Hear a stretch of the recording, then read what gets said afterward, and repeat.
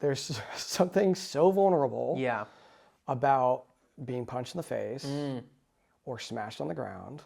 Okay, it's a highly physical endeavor, right? And there's a lot of intellectualism behind it too.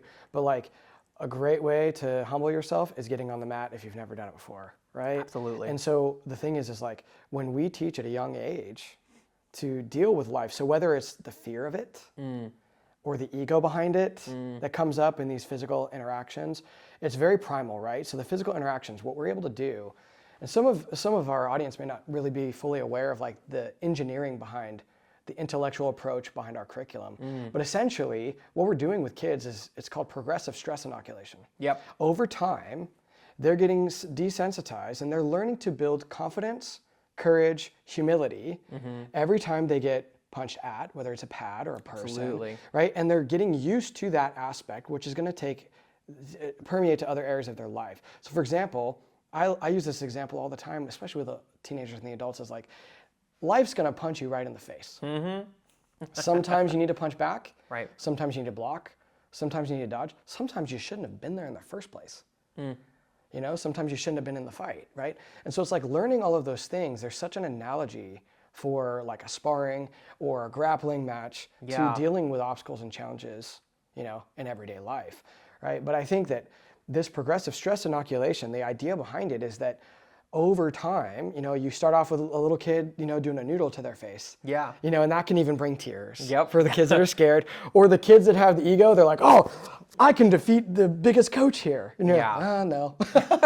you're dealing with a noodle there, buddy. You know, and so, I had but a over student time. the other day, just say he was like, I'm the strongest one in this class. He's 4 years old.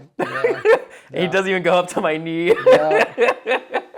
So you're totally right. Yeah, I mean, it's one of the other. Like a lot of times, like innately with the children, you either have the kid who needs more confidence, or maybe the kid who needs more humility, right? Or I usually start it with more self-control. A lot of times it's more self-control, a little bit more of that, because we don't have to get into a discussion about that, but I think there's a lot of research that shows that aggression really doesn't come from overconfidence. It actually oftentimes comes from lack of confidence. Yeah. You know, so, you know, aggressive behaviors. And so we see people manifest, you know, in a situation where they're getting punched at, they're either shying away, the fight or flight, right? I either fight back or I kind of shy away or freeze, right?